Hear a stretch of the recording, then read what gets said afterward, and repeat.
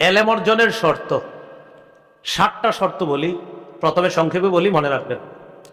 1 number শর্ত আগ্রহ, 2 number শর্ত বিনয়, 3 নাম্বার শর্ত ধৈর্য, 4 নাম্বার শর্ত এলেম চর্চা, 5 নাম্বার শর্ত যথেষ্ট শিখে ফেলেছি এই ধোকায় না পড়া। আমি যথেষ্ট শিখে ফেলেছি এই ধোকায় না পড়া। 6 নাম্বার শর্ত ওস্তাদদের কাছ থেকে এলেম নেওয়া। 7 নাম্বার একাগ্রতা। এই 7টা আমি আবার বলছি। 1 নাম্বার আগ্রহ, 2 নাম্বার বিনয়, 3 নাম্বার ধৈর্য, 4 নাম্বার চর্চা, 5 নাম্বার যথেষ্ট শিখে ফেলেছি এই ধোকায় না পড়া। তাহলে কিন্তু শিখা যাবে না, কারণ আপনি তো শিখেই ফেলছেন যথেষ্ট, এই জন্য আপনার দরকার নেই। কিন্তু আপনি যখন ধোকায় পড়বেন তো বিপদ আছে। 5 নাম্বার উস্তাদের কাছ থেকে এলেম শিখতে হবে, 6 নাম্বার। আর 7 নাম্বার একাগ্রতা। 1 নাম্বার আগ্রহ। মুসা আলাইহিস সালাতু ওয়াস সালামের আগ্রহ ফুইটা ওঠে পবিত্র কোরআনের মধ্যে। মুসা নবী খজিরকে বললেন, সূরা কাহফের 66 নম্বর আয়াত, হাল আত্তাবিউকা আলা আন তুআল্লিমানি মিম্মা উল্লিমতা রুশদা। আচ্ছা, আপনাকে আল্লাহ যে বিদ্যা দিছে, এই বিদ্যা আমাকে শিখাইবেন, এই শর্তে কি আমি আপনার অনুসরণ করতে পারি? আপনি কি আমাকে আপনার সাথে নিবেন? কেন কেন আপনার ওই বিদ্যাটা আমারে শিখাইবেন? আপনি কি নিবেন আমারে?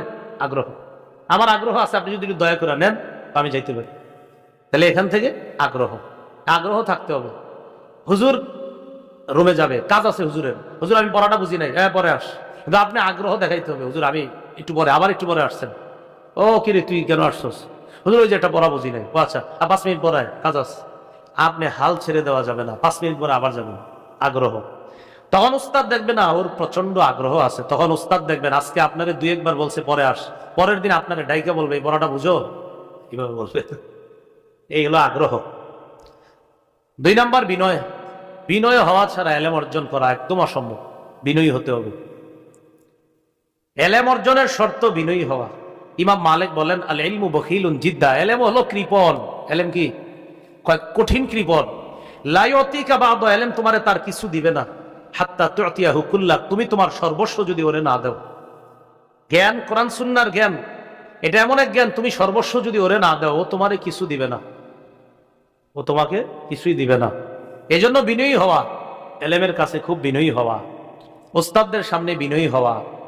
জিবরিল আমিন নবীর কাছে আসছে, যখন আসছে সাহাবায়ে কেরাম চিনে না, কালো চুল, সাদা পোশাক পইরা নবীর সামনে আসছে, 2 পা এমনি নত জানু হয়ে নবীর সামনে বসছে। সাহাবায়ে কেরাম বলে, লোকটা কে নবীর সামনে আসছে এইভাবে? আয়েশা নবীরে 4টা প্রশ্ন করছে, ইসলাম, ঈমান, ইহসান, কিয়ামত। ইসলাম, ঈমান, ইহসান, কিয়ামত, এই 4টা প্রশ্ন। সহিহ মুসলিমের 8 নম্বর হাদিস, লম্বা আলোচনা আছে। মেশকাত যারা পড়বেন ইনশাআল্লাহ ওখানেও পাবেন হাদিসটা। তো লম্বা আলোচনা হয়েছে, 4 প্রশ্ন করছে, নবী উত্তর দিছে। মানে ছাত্র উস্তাদকে প্রশ্ন করছে, উস্তাদ সব উত্তর দিছে, ছাত্র চলে যাচ্ছে। সাহাবায়ে কেরাম অবাক হয়ে গেছে, কি এটা? নবীজি কয়, চিনছো? জি না হুজুর। দেখো তো, ওমর ইবনুল খাত্তাব সহ আরো সাহাবীরা বাইরে গেছে। হুজুর দেখি না তো, ছাত্র কোথায় জানি হারাই গেছে। নবীজি কয়, যে আসছে এটা জিবরিল। জিবরিল মানুষের বেশ ধারণ করে 4 প্রশ্ন আমাকে করে মূলত তোমাদেরকে উত্তর শিখিয়ে গেছে। তো বিষয়টা ওটা বলা না, উদ্দেশ্য হলো সাদা কাপড় পরে আসছে, চুলগুলো একদম কালো, নবীর সামনে নতজানু হয়ে বিনয়ী হয়ে বসছে। এখান থেকে মুহাদ্দিসিনে কেরাম লেখছে, এলেমের জন্য বিনয়ী হওয়া শর্ত। এলেমের জন্য কম বয়সী হওয়া ভালো, ছোট ছোট বয়সে মাদ্রাসাতে বাচ্চাদেরকে দেওয়া, বেশি বয়স হয়ে গেলে আপনার জড়তা এসে যায় মুখে। যাই হোক, তো ওখানে জিবরিল আমিন যুবকের বেশ কেন ধরছে বুঝাইছে, এলেম অর্জন যুবক বয়স থেকে করো, এগুলা শিখেছে। কালো চুল পাকা হওয়ার আগে কালো চুল থাকতে এলেম অর্জন করো, এগুলা বুঝাইছে। তো যাই হোক, বিনয়ী হওয়া। 3 নাম্বার ধৈর্য। হযরত খজির মুসা নবীরে বলে, ইন্নাকা লান তাসতাতিআ মাইয়া সবরা, মুসা আপনি আমার সাথে ধৈর্য ধরতে পারবেন না। ওয়া কাইফা তাসবিরু আলা মা লাম তুহিত বিহি খুবরা, আরে যে জিনিস জানেন না এই জিনিসের উপর কেমনে ধৈর্য ধরবেন? মুসা নবীরে খজির বলতেছে।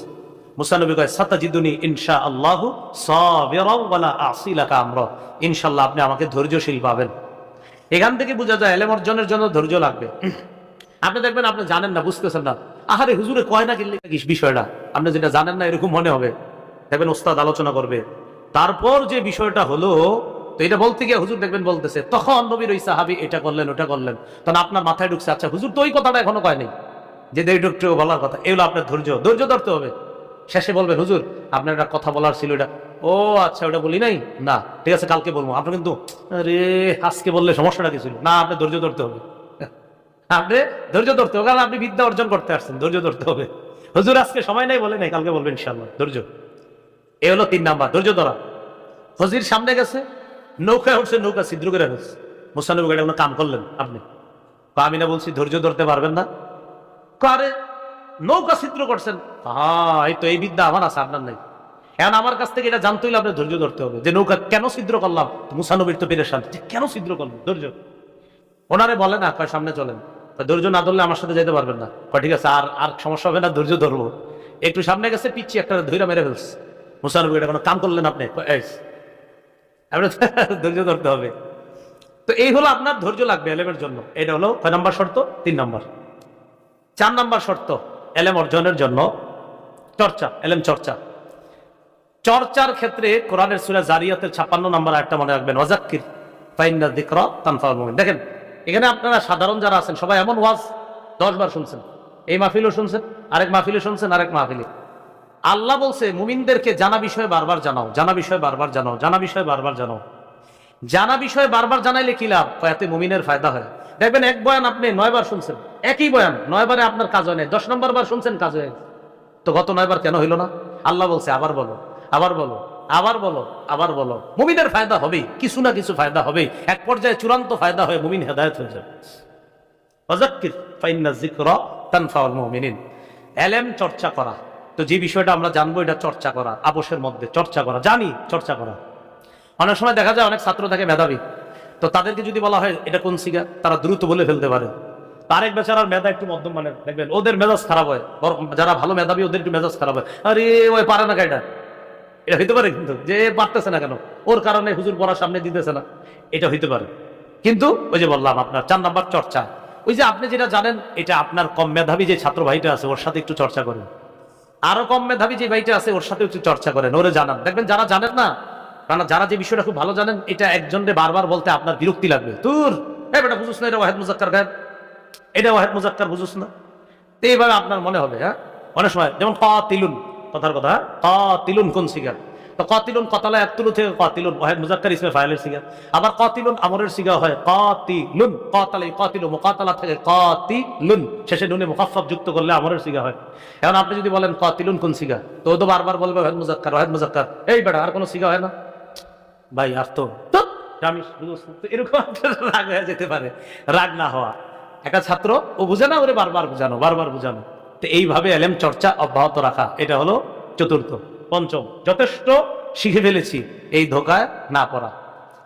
ইমাম শাফিঈ রাহমাতুল্লাহি আলাইহি প্রশ্ন করা হলো, মিন আইনা লাকা হাদাল ইলমু কুল্লুহু, হুজুর আপনি এত এলেম শিখছেন কেমনে, একটু বলেন তো। ইমাম শাফিঈ জবাব দিলেন, 3 কারণে আল্লাহ আমার এই বিদ্যা দান করছে। কয় কারণ? 1 নাম্বার বিনাফিল ইতিমাদ, আমি আমার এলেমের উপর কখনো ভরসা করি নাই, মানে আমি যথেষ্ট শিখে ফেলেছি এই ভরসা করি নাই, আমার আরো লাগবে, আরো লাগবে, আমার জ্ঞান হয় না, আরো লাগবে, আরো লাগবে। শিখছেন না? জি আলহামদুলিল্লাহ শিখছি, আরো লাগবে, হ্যাঁ আরো লাগবে। শিখছেন? জি আলহামদুলিল্লাহ। হয় নাই? না আরো লাগবে। মরণ পর্যন্ত কোরআন সুন্নাহর আগ্রহ থাকতে হবে, মরণ পর্যন্ত আমার কোরআন সুন্নাহর জ্ঞান। কারণ কোরআন সুন্নাহর জ্ঞান পৃথিবীর মানুষ যদি সারা জীবন চর্চা করে এই জ্ঞান কখনো ফুরাবে না, এটা শুধু বাড়তেই থাকবে। তো বলতেছে 1 নাম্বার বিনাফিল ইতিমাদ, আমি এলেমের উপর ভরসা করি নাই যে আমার হয়ে গেছে, যথেষ্ট হয়ে গেছে, না আমার আরো লাগবে। 2 ওয়াসাইরি ফিল বিলাদ, আমি দুনিয়াতে প্রচুর সফর করছি, আল্লাহ সফরের কারণে আমাকে এলেম দিয়েছে। 3 ওয়াসবরিন কাসবরিল হিমার, ছাত্র ভাইরা দেখেন কি কয়, গাধার মতো ধৈর্য ধরছি। কিসের মতো? কয় গাধা যেমন ধৈর্য ধরছে এমন ধৈর্য ধরছে। এই হলো 5 নাম্বার, যথেষ্ট শিখে ফেলেছি দোকান আপনার। 6 উস্তাদের কাছ থেকে এলেম নেওয়া, এটা জরুরি বিষয়।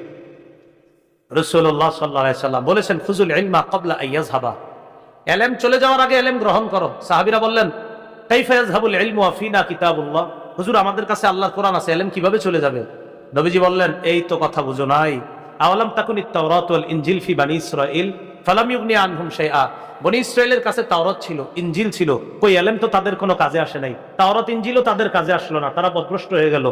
শোনো, ইলম উঠে যাওয়ার আগে এলেম গ্রহণ করার অর্থ হলো ইন্না যাহাবাল ইলমি আইয়াযহাবা হামালাতুহু, এলেম উঠে যাওয়ার অর্থ হলো এলেমের ধারক বাহকগণ চলে যাবে, এলেমের অধিকারী উস্তাদরা চলে যাবে, তারা চলে যাওয়া, এলেম চলে যাওয়া। তারা দুনিয়াতে থাকতে এলেম গ্রহণ করো, হাফিজি হুজুর চলে গেছে, আল্লাহর কসম এলেমের একটা সমুদ্র চলে গেছে। শাইখুল হাদিস রহমতুল্লাহ চলে গেছে, আল্লাহর কসম এলেমের মহাসমুদ্র চলে। নগরী শেখুল ইসলাম আহমদ শফি রহমতুল্লাহ আলাই, এই বড় বড় ব্যক্তিত্বরা চলে যাওয়া মানে এলেমের এক এক মহাসমুদ্র চলে যাওয়া। আমি আপনি নিজের যত জ্ঞানী আর পণ্ডিত মনে করি, তো নবী বলছেন এলেমের বাহকগণ চলে যাওয়া, এলেম চলে যাওয়া। আমার আপনার কি মনে হয় জানেন? আরে আমি কি কম পারি নাকি? আসলেই কম পারি। কারণ নবী বলছে আলেমরা চলে যাওয়া, এলেম চলে যাওয়া। কিন্তু আমি আপনি এমন এক যুগে আছি যখন মনে করতেছি আমি তো আখতান তলোয়ার খিস না, আমিও পারি। কথার কথা, হ্যাঁ, যে দরবায় দ্রুব দরবান ফাহুয়া দরিবু ন দরিবাই দ্রুব দরবান ফাহুয়া মাদ্রুবুন, আমিও পারি। এটা হুজুররাও পারতেন। কিন্তু হুজুররা যে আরো কিছু পারতেন এটা আপনার জানা নাই, আমার আপনার জানা নাই। উস্তাদ চলে যাবে, এলেম চলে যাবে, উস্তাদ চলে যাবে, এলেম। শেখুল হাদিস রহমতুল্লাহকে আমি বুখারী পড়াইতে একদম ছোট বয়সে দেখছি, আমি তখন অনেক ছোট। মুক্তাঙ্গনে হুজুর যখন কওমি সনদের স্বীকৃতি নিবে তখন আমি একদম ছোট্ট মাদানী নেসাবে পড়ি, গালেবান প্রথম বর্ষে পড়ি আমি উত্তরা। তো হুজুর তখন আপনার ইয়াতে মুক্তাঙ্গনে গেছিলাম, একটু মনে পড়ে ছোটবেলায়। ওখানে হুজুর অনেক বড় ছিলেন, তো ছোটবেলায় গেছি গিয়ে হুজুর বুখারী দর্শ দিতেছে। তো দর্শের মধ্যে হুজুরে আপনার নাহুর আলোচনা করে, সরফের আলোচনা করে, বুখারীর কিতাবে বালাগাত, ফাসাহাত, মানতেক, পুরা দুনিয়াটা নিয়ে আসে বুখারীর সবক। আমি হেফজখানায় হাফেজ হয়েছি যে বছর লালমাটিয়া মাদ্রাসায় 2001 সালে। শেখুল হাদিস আল্লামা আজিজুল হক রহমতুল্লাহ আলাই আর আপনার মুফতি আমিনুল ইসলাম রহমতুল্লাহ আলাই, মুফতি আমিনুল ইসলাম রহমতুল্লাহ আলাই, হ্যাঁ আমিনুল ইসলাম, আর খতিব ওবায়দুল হক রহমতুল্লাহ, আলহামদুলিল্লাহ এই তিন হাস্তির থেকে আমি পাগড়ি নিচ্ছি হেফজখানা। হ্যাঁ, একদম তিনজন ছিল, আমার পুরা মনে আছে। খতিব ওবায়দুল হক সাহেব রহমতুল্লাহ ছিলেন, মুফতি মাওলানা আমিনুল ইসলাম সাহেব রহমতুল্লাহ রেডিওতে আপনার বাইতুল লালবাগ শাহী মসজিদের খতিব সাহেব, যিনি রেডিওতে যিনি অনুষ্ঠান করতেন রমজানে সাহারির সময়। হ্যাঁ হ্যাঁ, তো এই হুজুর ছিলেন, আর ছিলেন আমাদের শেখুল হাদিস রহমতুল্লাহ আলাই। এই তিনজনের কাছ থেকে পাগড়ি নিচ্ছি। লালবাগ শাহী মসজিদ বিবির মসজিদে অনুষ্ঠান হয়েছিল, মনে আছে। হুজুর ওই দিন বুখারী অনুষ্ঠানে যে বুখারীর দর দিস, তা আমি তো ছোট মানুষ, অত কিছু বুঝি না, একটু বুঝছি। উনি ওনার সবকের মধ্যে দেখেন কোরআন থেকে উনি আলোচনা মানে হাদিস পড়ার পর এখানে কোরআনের আয়াত আনলেন, আরো অনেকগুলা হাদিস আনলেন, সরফের কথা বলছে, একটু মনে আছে। মিজান কিতাব থেকে হুজুর আলোচনা করছে, কিন্তু আমি তো বুঝি না মিজান কি, তখন আপনার আরবি ব্যাকরণ শাস্ত্র নিয়ে আলোচনা করছে, মানতেক, ফাসাহাত, বালাগাত যা আছে সব নিয়ে আলোচনা করছে। কিন্তু তখন বড় হয়ে যখন পড়াশোনা করছে তখন বুঝে আসছে হুজুর তো এইগুলো আলোচনা করছে। দেখেন বুখারীর অনুষ্ঠান সবকের মধ্যে হুজুর পুরা দুনিয়ার এলেম আইনা উপস্থিত করতে। তো আমার আপনার মনে হয় কি জানেন, যে আমি বালাগাতের একটা ইয়া পারি, আমি অনেক কিছু পারি। নবী কয় না, এলেমের বাহকগণ উঠে যাওয়ার আগে এলেম গ্রহণ করো। এলেম বাহক কারা? আলেমরা, তারা উঠে যাওয়ার আগে এলেম গ্রহণ করো। 7 নাম্বার ইনহিমা, একাগ্রতা, এটা লাগবে। এবার খুব সংক্ষেপে শোনেন। বাহ্যিক 3টি উপকরণ, বলেন কয়টি উপকরণ? 3টি। বাহ্যিক কয়টি উপকরণ? 3টি। 1 নাম্বার, সবাই একটু আমার সাথে বলি, বলেন মুতালাআ, সবকে উপস্থিতি, তাকরার। তাহলে মুতালা আর ক্লাসে নিয়মিত উপস্থিতি, আর একটা হলো তাকরার। মুতালা 2 প্রকার, উস্তাদদের মুতালা, ছাত্র মুতালা। উস্তাদদের মুতালা 3 প্রকার, কিতাবি মুতালা, ফন্নি মুতালা, আরেকটা হলো কোরআন সুন্নাহর ব্যাপক মুতালা।